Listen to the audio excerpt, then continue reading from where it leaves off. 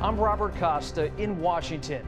And this week on Face the Nation, Israel assassinates the head of Hezbollah, potentially expanding the war in the Middle East as the candidates start to feel the heat of yet another global crisis. Israel's strike on the Iranian-backed terrorist group has put more fuel on the fire in the Middle East. As we approach 1 year since the Hamas attack on Israel, what is the impact of this new front?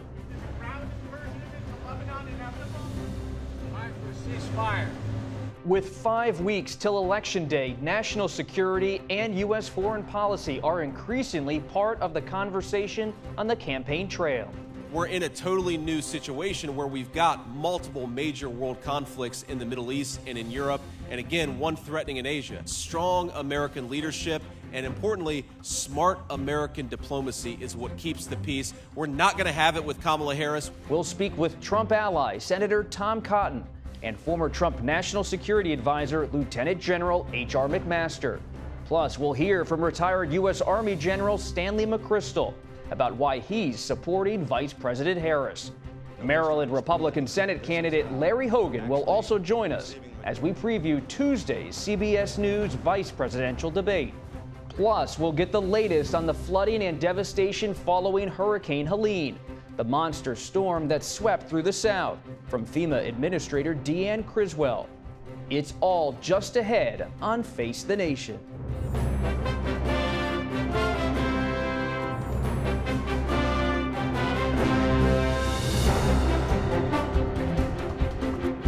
Good morning, I'm Robert Costa. Margaret is preparing for Tuesday's vice presidential debate. That could be the last time this season that national candidates face off in person. And with just over a month until Election Day, the spotlight is now on how the next administration will deal with challenges across the board. Coming up, we will look at the aftermath of Hurricane Helene. But we begin with mounting fears of an all-out war in the Middle East. Our Imtiaz Tayeb reports from Lebanon. In this just-released Hezbollah video, the apparent burial shroud of Hassan Nasrallah, inscribed in Arabic with the words, "He was martyred on the way to Jerusalem." As grief gripped supporters of the assassinated Hezbollah leader following the confirmation of his death. Many wept as they stood amid the jagged concrete and twisted metal left by massive bunker-busting bombs used to target the towering figure, who was seemingly invincible. But Nasrallah, who had been in hiding for years, was ultimately no match for Israel's military might or its breathtaking intelligence capabilities after Israeli forces found and assassinated him at a time of sky-high tensions. On the streets of the Iranian capital, Tehran, more sorrow. Hezbollah has long been backed by Iran, and Nasrallah's killing is also a major blow to his key ally, the Supreme Leader Ali Khamenei. But for Israeli Prime Minister Benjamin Netanyahu, who approved the strike that killed him, a major victory. Citizens of Israel, these are great days, he said. We are at what appears to be a historic turning point. That turning point hangs on how Hezbollah will now respond. But following the assassinations of Nasrallah and several of the group's top commanders, its leadership has been decapitated and its fighting forces in disarray. When the enemy kills the leadership or captures it or decapitates it, the movement comes back stronger and more militant and therefore more of a threat. So I think the Israeli people are not necessarily going to be safer or feel safer. In the still smoking wreckage of the Beirut neighborhood where Nasrallah was killed, the scale of Israel's actions here and the fear of what it could trigger saw President Biden and Defense Secretary Lloyd Austin both insist they were not warned of the attack in advance. The White House has long feared a major escalation between Israel and Hezbollah could trigger a regional war that would not only draw on Iran, but potentially the U.S., as Israel continues to devastate Gaza for nearly a year now, with Hezbollah still insisting it won't stop firing rockets at Israel until there is a ceasefire there. And Imtiaz joins us now from Beirut. Imtiaz, has Israel delivered a fatal blow to Hezbollah with these strikes?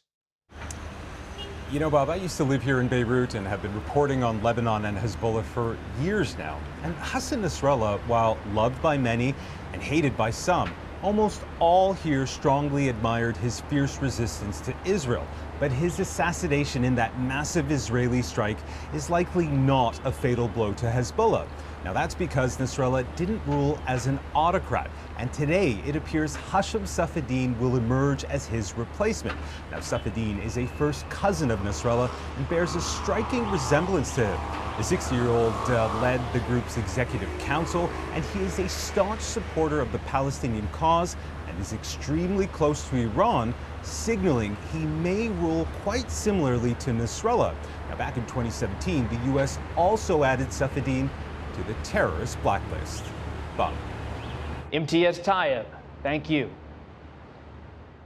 We are joined now by Senator Tom Cotton, an Arkansas Republican. He sits on the Senate Armed Services and Intelligence Committees. Good morning, Senator. We appreciate you being here. What's next, Senator Cotton? Do you believe there will be an expanded war between Israel and Iran on the horizon? Well, Bob, I'm not sure that Israel's expanding the war so much as it is trying to end the war. I think it's important to stress just what a huge blow the last 2 weeks have been against Hezbollah. Iran is behind all of these terror networks, but Hezbollah is its most potent weapon. Hezbollah has over 100,000 rockets and missiles and mortars aimed at Israel. Iran has used that threat to deter Israel for years, going back probably 20 years or so.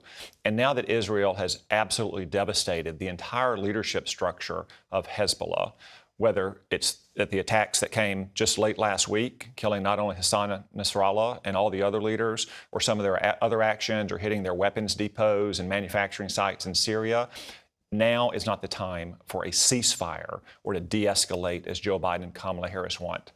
Hezbollah is on its knees. The United States should help Israel drive Hezbollah to the mat and choke it out and finish it off once and for all. That means for the first time in decades, Iran would be exposed on its flanks with no terror proxy capable of devastating Israel or our troops and our friends in the region. That's what we should do, not demand that we have a ceasefire, de-escalate at a time when Israel is trying to win. We should let Israel win.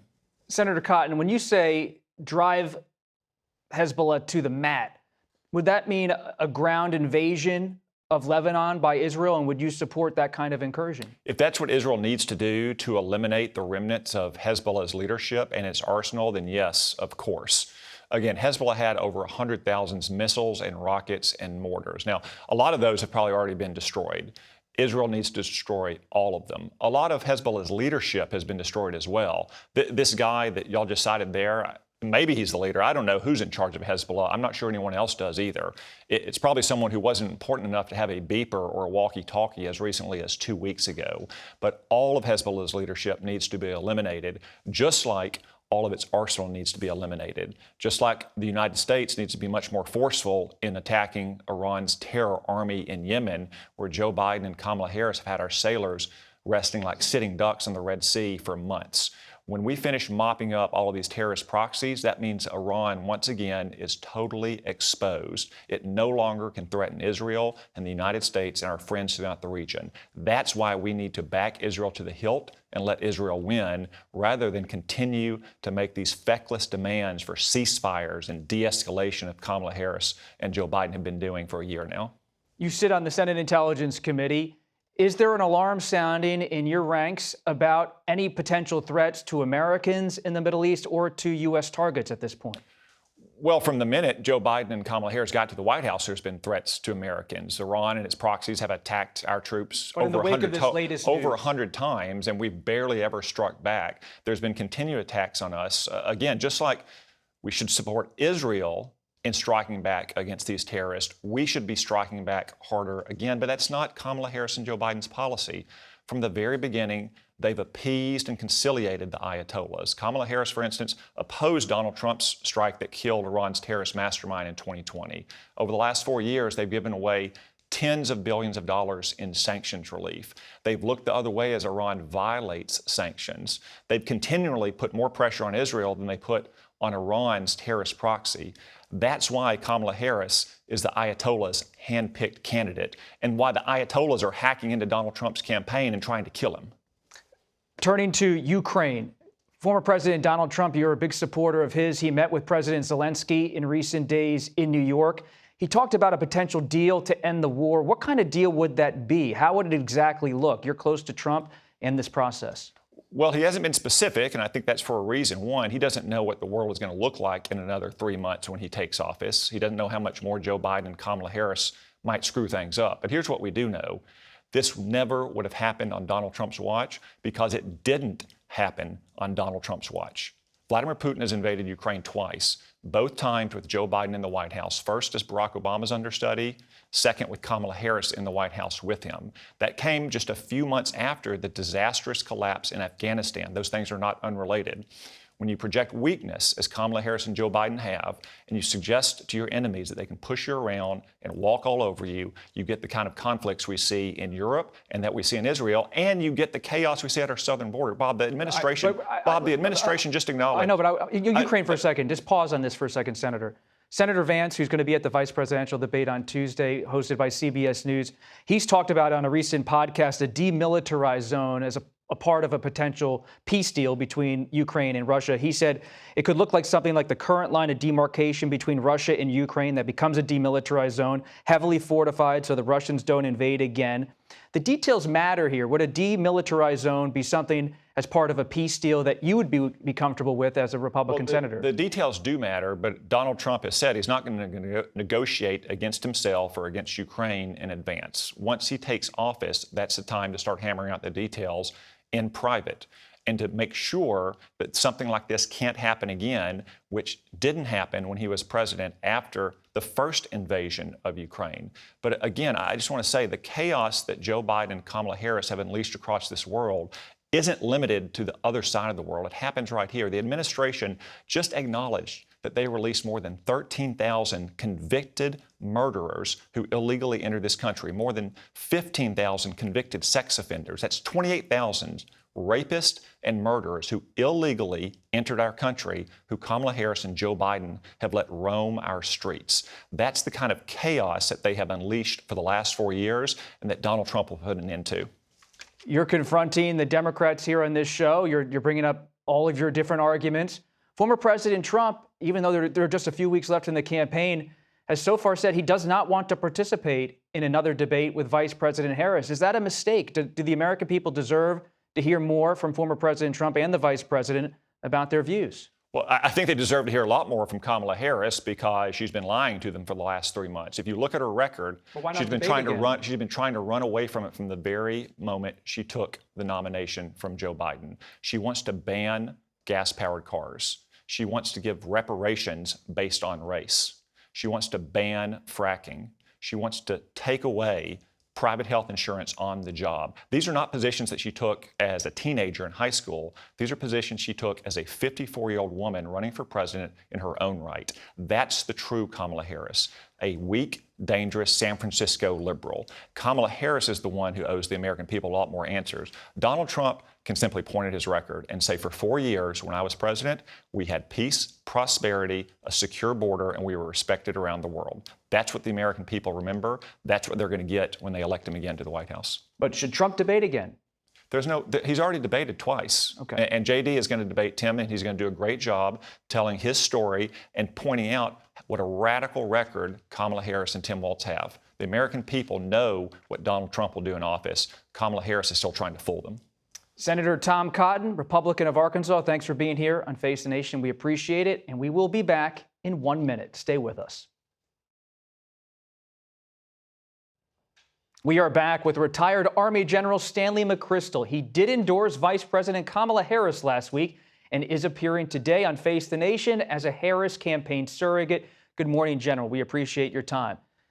General McChrystal, you just heard from Senator Tom Cotton here on Face the Nation. He said the United States, when it comes to dealing with Israel in its battle against Hezbollah, should not de-escalate, should take Hezbollah to the mat. Do you believe that's the right course for the United States in the days and weeks ahead? Well, I spent a long time in counterterrorism. We killed a lot of people. And what I learned was unless you have an outcome, a political outcome that is durable, that all of those kinds of activities don't last. So I would urge both sides, Israel and Hezbollah, to take a look at the far ridge line. Now, I know that's hard to do because once you've shed this much blood, the emotion runs deep. You killed people's parents and children and brothers and sisters on both sides. And so I think that where we are now is just spiraling the violence is unlikely to produce a good outcome. And yet, I can sympathize with both sides, the visceral desire to go after the other. What's your assessment of Prime Minister Benjamin Netanyahu, how he's handling this moment and his strategy? Well, I think he's got a strategy to try to push Iran into a corner, and he may be doing that. But the long-term outcome in Palestine writ large is going to be from a statesman-like view. And so if he's taking a wartime view only, I think at some point he's either going to have to widen that aperture or take a longer view of it. You believe the Israelis and Prime Minister Netanyahu pushing Iran into a corner, as you put it. Does that mean war with Iran, between Israel and Iran, is on the horizon potentially? And what does that mean for the United States, if true? I think anything is potential on the horizon, but I don't know. What are you watching now, though, to see if this action with Hezbollah assassinating Nasrallah escalates into something far wider in the region? What are you watching? What are the key points? Well, I think the key thing is the more you press the fight, the harder you go for the jugular, the more you create scar tissue that's going to last for generations. And that's a factor. You endorsed Vice President Kamala Harris this week. You endorsed President Biden in 2020. In your op-ed in the New York Times, you talk about character. What is it about her character versus former President Trump that so convinced you to take this public stand and endorse her? I think character is what a person does when they're under pressure. It is a combination of their deep-seated beliefs, the things, their core values, and the discipline they have to execute those, to live up to them. So I think when we look at Kamala Harris, we look at her history. She came up as a prosecutor, an attorney general, into the Senate. She has lived a number of experiences that I think builded someone the kind of character that's going to be necessary in the presidency. But let's be sure, we don't elect a president based on policies. We shouldn't. We should elect them for the character because we don't know what's going to come up. We didn't know that one-term Congressman Abraham Lincoln was going to be able to lead the United States through the Civil War. We never knew that the clothing salesman, Harry Truman, was going to be able to make the decision to drop the atomic bomb or to deal with the crisis in Korea. Those things come into a presidency in a way that tests the mettle and the character of the person in that office. The presidency certainly tests, and it can forge leadership over time. But what convinces you now, ahead of a possible presidency, that she's ready, especially on national security and foreign policy, areas you know well? Yeah, what do we know about anyone before they get a job like that? Young President Kennedy, when he was elected, was a young senator. He did pretty well. He struggled first through the Bay of Pigs, then did pretty well in the Cuban Missile Crisis. Donald Trump had no background in it. What we've seen from Kamala Harris convinces me she has the strength, she has the values to deal with the uncertain crises that are inevitable. What's your view of how she and President Biden handled the withdrawal from Afghanistan? Afghanistan's difficult. There was 20 years of American involvement in Afghanistan, and a lot of the bricks were put in place in the direction that went. There had been a decision made with the Doha Accords in the previous administration that the Biden administration had to make a decision to deal with. I didn't like the outcome in Afghanistan. I put a lot of my life there. And the young Americans who gave so much of themselves, I don't think did it in vain. I think they did it in a worthy effort that made Afghanistan a better place. But things don't always turn out like we hope they will. You wrote in your op-ed that it's mostly about character, but you connected in your piece character to policy, especially on America's role in the world. Do you believe that Vice President Harris is, in a sense, a continuation of President Biden's foreign policy, an embrace of Western institutions like NATO, traditional American alliances? Is that one of the driving factors of your endorsement more than just her personal character? I think Vice President Harris's character is going to drive policies based upon values, but very common sense values. She's a practical person, and I think that will come out. But there's a real debate in this country about America's role in the world. Mm-hmm. Trump, the former president, constantly talks about America first, has skepticism toward how NATO functions in some respects. Do you worry that if Trump wins another term of the presidency, that America's role in the world would change in a fundamental way?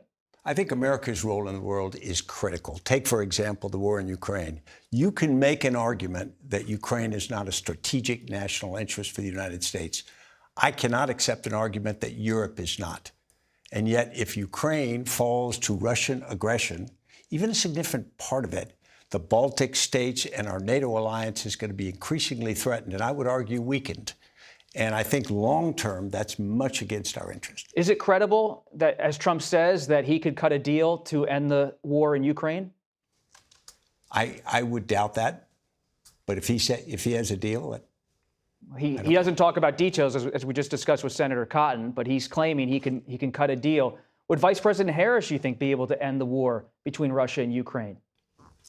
I think it's going to be difficult to end this war. I personally think we need to support Ukraine as strong as we can so that their sovereignty is protected as we come out. So many former military officials, top leaders who have served, men and women in uniform, have come out against former President Donald Trump. There are those, of course, like former retired General Keith Kellogg, who do support former President Trump, but high-profile people like yourself have raised concerns. I think about General Milley. I think about General Milley had concerns in the final days of Trump's presidency about how he was handling his work. And you have concerns. You've endorsed Vice President Harris. It comes down to one core question here. General McChrystal, do you believe former President Donald Trump is fit for office? I believe that Vice President Harris is fit to lead the country in the presidency. Well, let's go right to the question of Trump. Is he fit for office or not? You're a former top leader of the United States military. You're supporting a presidential candidate. You have a former president now running for the presidency again. You seem to have core character questions. Is he fit for office or not? Okay, Bob, let's be honest. Why would a retired military officer come on to endorse his opponent? You tell me. Because I think character is very important. And so I'm voting for character. I'm voting for Kamala Harris. General Stanley McChrystal, we appreciate you stopping by Face the Nation and sharing your views. Thank you very much. And we'll be right back with a lot more Face the Nation. Stay with us. CBS News will host what's likely to be the only vice presidential debate between Senator J.D. Vance and Governor Tim Walz on Tuesday in New York. Join us for live coverage of the debate, moderated by Margaret Brennan and CBS Evening News anchor Norah O'Donnell, starting at 4 p.m. Eastern on CBS News 24/7 and at 8 p.m. on CBS. You can also stream it on Paramount+.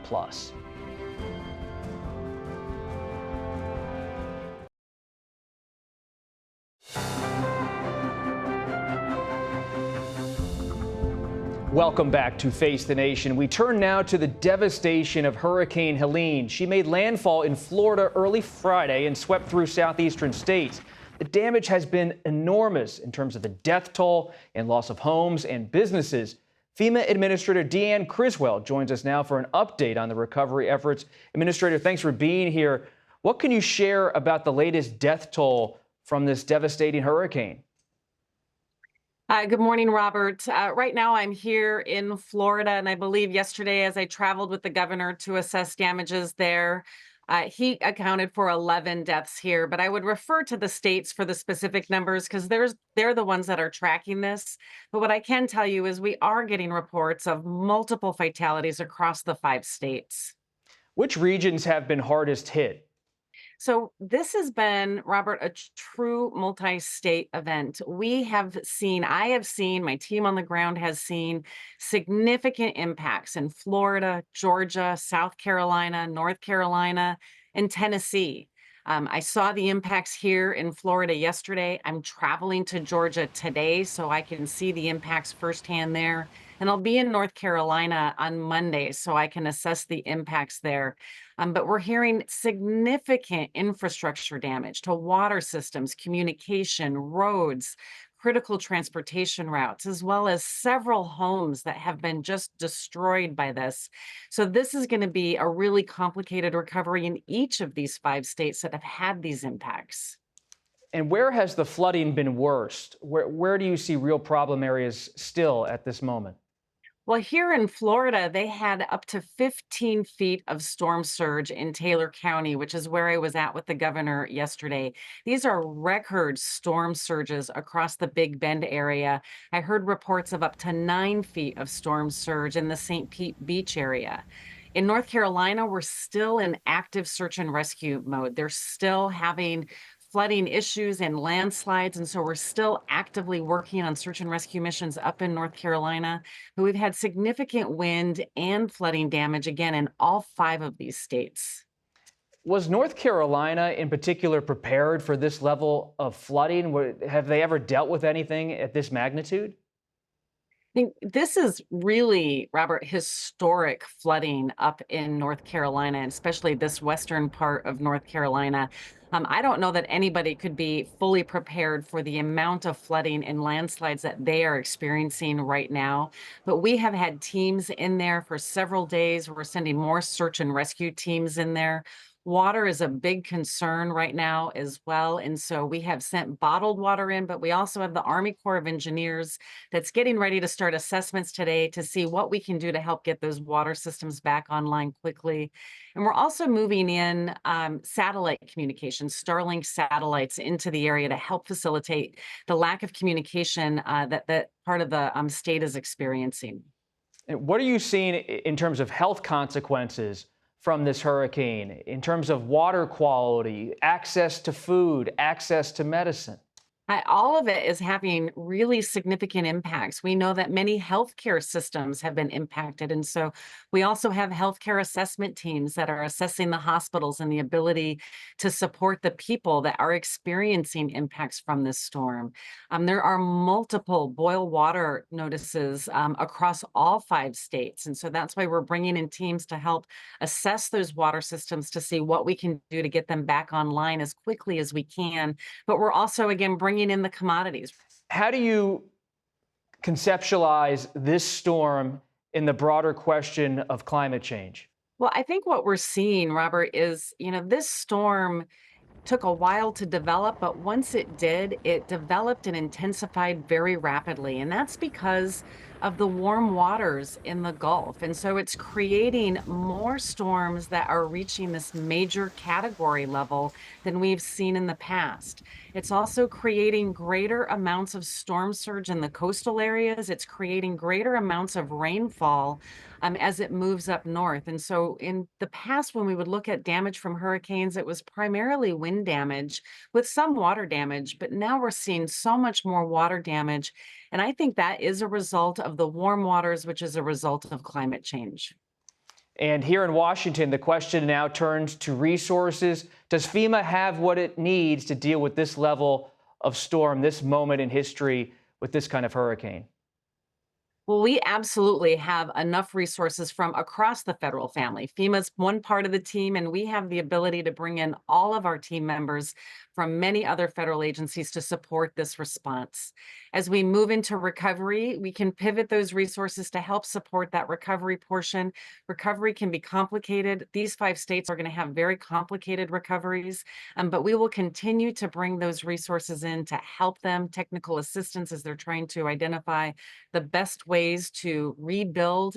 Administrator Criswell, we appreciate your time and best wishes to all of those helping those in need in this area of the country. A tough moment. We'll be right back. We're joined now by retired Lieutenant General H.R. McMaster. He did serve as National Security Advisor in the Trump administration, but he has not endorsed either candidate in the presidential race this time around. He's also a CBS News contributor and the author of a new book, At War with Ourselves. Good morning, General. Thanks for being here. Robert, great to be with you. You just heard from retired General McChrystal. He has made an endorsement. You have not. Why not?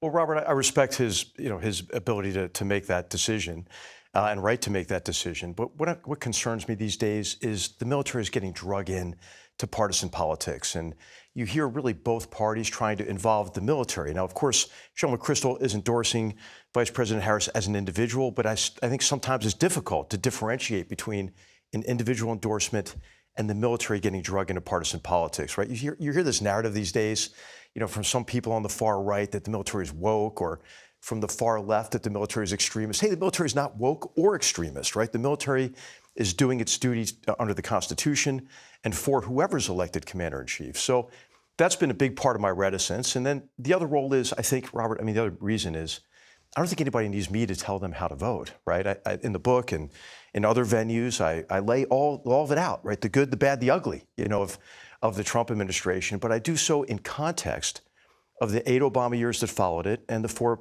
that preceded it and the 4 Biden years that followed it. So I think voters should make their own decisions. And what I've tried to do is help inform voters, no matter which way they're leaning.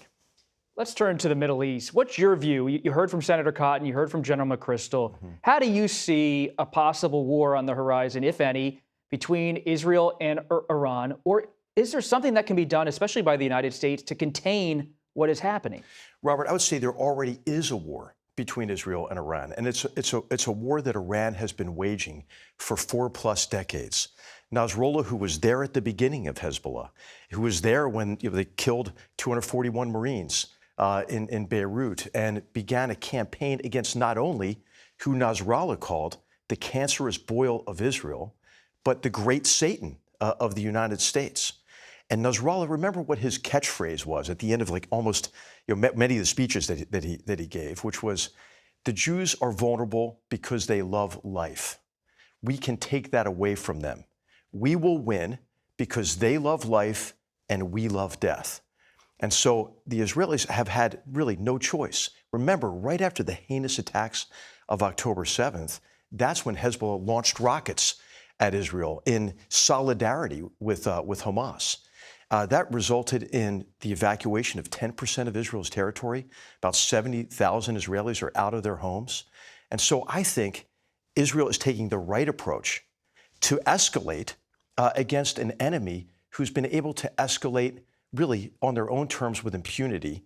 And I think increasingly the United States has to act like we know what the return address is in Iran. Now's the time to double down on the pressure on Iran, to dry up the cash flow. What does that mean, though? Just in terms of financial action, or do you expect there might need to be a U.S. military role down the line for the United States in the Middle East? Well, there already is a military role. In terms of ground troops or airstrikes? Well, I think both. All of this should be kind of on the table, and I think we should act like we know where those rockets are coming from. The 150,000 rockets that Hezbollah has pointed at Israel, the 40,000 or so members of Iran's proxy army in Syria, the Palestinian Islamic Jihad and Hamas in the West Bank, what remains of Hamas in Gaza, those were all trained, equipped, supplied by Iran to create this ring of fire around Israel and to destroy Israel and kill all the Jews. The precursor to that is to act against us. Robert, 175 attacks against U.S. forces and U.S. installations by Iranian proxies since October 8th of last year. General, you say the United States and Israel should be in lockstep or at least aligned as they move forward. But the Pentagon has said, the Biden administration has said they were not informed about these attacks ahead of time. So what does that say about the real state of play between Israel and the United States? I think what Israel has determined is that it had to protect its security and secrecy around this operation. If you think about the blows that they delivered to Hezbollah in the past week, 10 days, it's really unprecedented. Just killing so many of them, wounding so many with the beepers and then the walkie-talkies. And then when they couldn't talk securely, they met at a location in Beirut, struck that target. So, Nasrallah has been taken out, but so has all the cadre around him. These are decades long of relationships and knowledge. And so I think now's the time to put on the financial sanctions. Why did the Biden administration not enforce the Trump-era sanctions against Iran and allowed about $100 billion to flow to that theocratic dictatorship? Now's the time to reverse that policy. So Israel has taken out military targets. Lebanon is saying that many civilians have been killed. What should the U.S. do in terms of protecting civilian deaths moving forward? Talking to Israel about that issue? What needs to be done on the civilian front? Well, what you want is you need firepower to overwhelm this enemy, but you also want to apply that firepower with discrimination. Is that being done? Well, it depends on the calculus at the time. Remember, the bunker in which Nasrallah was killed was underground, several stories underground, underneath where? An apartment complex. And so it's Hezbollah. Remember, he said, we love death. Remember what Hamas leadership said just before the October 7th attacks. The purpose, one of the purposes of that attack was to get some of their own people killed, so they could use that against Israel. So it's really important, I think, at this stage, to continue to impress on the Israelis, apply firepower with discrimination, but also to recognize that these terrorist organizations are the principal causes for the violence and destitution and the suffering of the people in Gaza and the people in Lebanon. Look at the great promise of Lebanon. It's a beautiful country. Look at what Hezbollah has done to that country with their alliance with the Syrians in the 2000s. Remember, we had the Cedar Revolution in 2006 after Hariri's assassination. I mean, the Lebanese people are destitute in large measure because of Hezbollah. And just finally here, former President Donald Trump, who you know well, he met with President Zelensky in recent days. He keeps talking about being able to broker something between Zelensky and Putin. Do you buy it? I don't really buy it in terms of, hey, in 24 hours it can be. I think it's a real myth, right? It's a real misunderstanding of war to assume that you can get a favorable political outcome without a favorable military outcome. That's never really happened in war. And so I think the right course of action is, if you want to accelerate toward progress toward a settlement, is to convince Putin that he's losing the war. I think that's the only way you get a favorable settlement. How do you do that? You demonstrate our resolve to continue to support the Ukrainians as they defend themselves against this continued onslaught by the Russians. That's how you get to maybe favorable conditions for negotiation. General McMaster, we appreciate you coming on Face the Nation. Hope you come again. Thank you very much. Thank you. And we'll be back in a moment. We turn now to the former Republican governor of Maryland, Larry Hogan. Governor Hogan, thanks for being here in one of the key Senate races in the country. You are not running alongside former President Donald Trump in your race, but he's front and center. How are you able to distance yourself, if at all, in such a contested, heated political environment? Well, I think I've been one of the leading kind of voices of opposition in my party for quite some time, and I'm continuing to do that. We're actually running 20 or 30 points ahead of Donald Trump in our state. And, I think I have a completely separate identity after, being governor for 2 terms in the bluest state, or one of the bluest states in America. We have a separate, identity. I stand up to him probably more than just about anyone, and I'll continue to. He's endorsed you, but it's not like you've welcomed that endorsement. But when you go into that voting booth, I know it's private, but who are you going to vote for?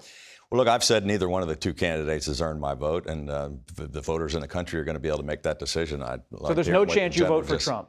I'm not going to. I didn't vote for him in 2016 or 2020, and I've made that pretty clear. But look, I'm not running just for the Republican Party, or it's not just about red versus blue, which is what my opponent wants it to be about. I'm concerned about the red, white, and blue, and I'm willing to put country over party, and I'm hoping that the voters will be willing to do the same thing.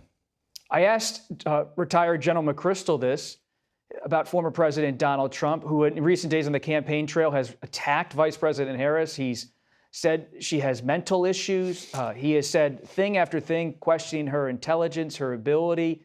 Do you believe former President Donald Trump is fit for office or not? Well, I think all of that is outrageous and unacceptable, and I've already called him out when he had the one interview where he was questioning her racial identity, and now he's questioning her mental competence, and I think that's insulting not only to the vice president, but to people that actually do have mental disabilities. And I've said for years that Trump's divisive rhetoric is something that we could do without. I think he's his own worst enemy, and I think I'm very concerned about the toxic and divisive politics that seems to continue.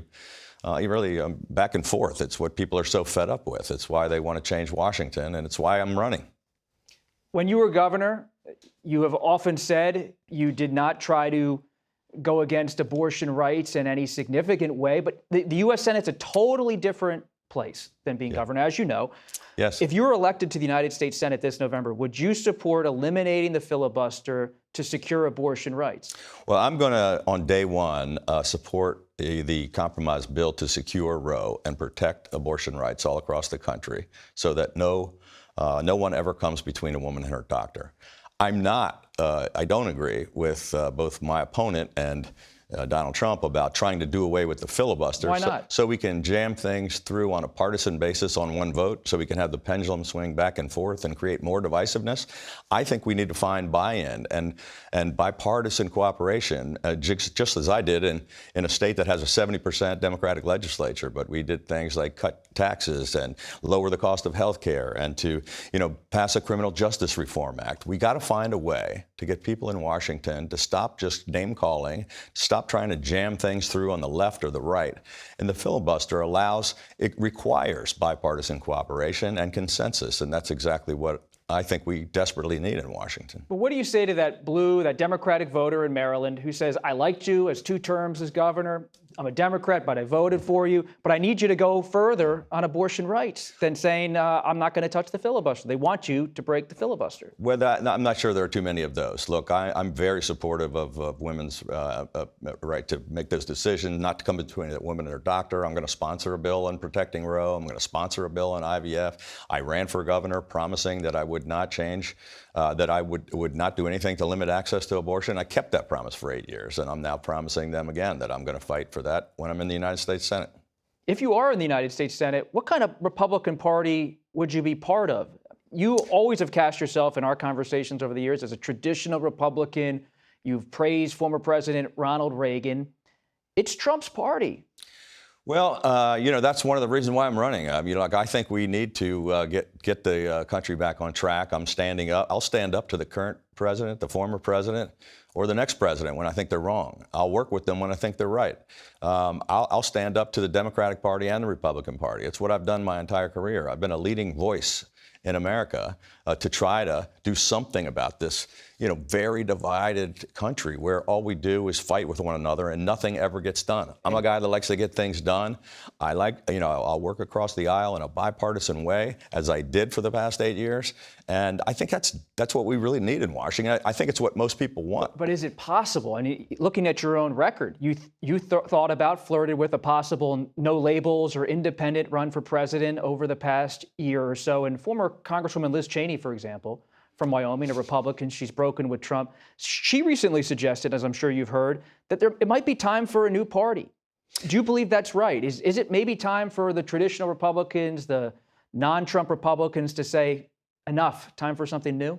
Well, I'm not willing to give up. I really believe that a healthy and competitive 2-party system is important for our country.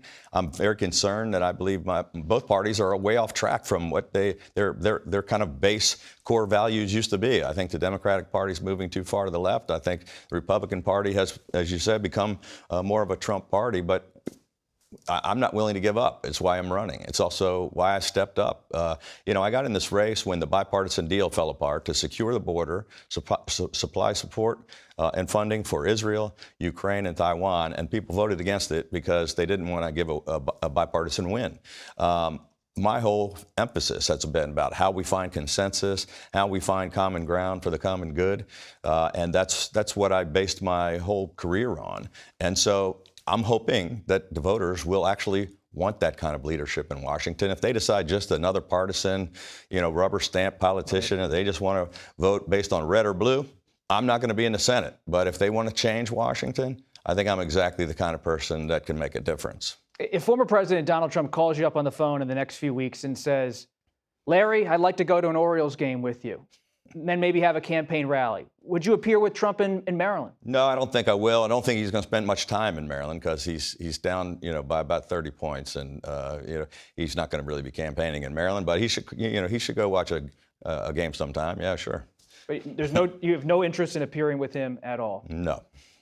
And you've served with, finally here, we're all looking forward to seeing Margaret do the vice presidential debate with Nora on Tuesday night on CBS. You know Governor Tim Walz. You were governors together. Yeah.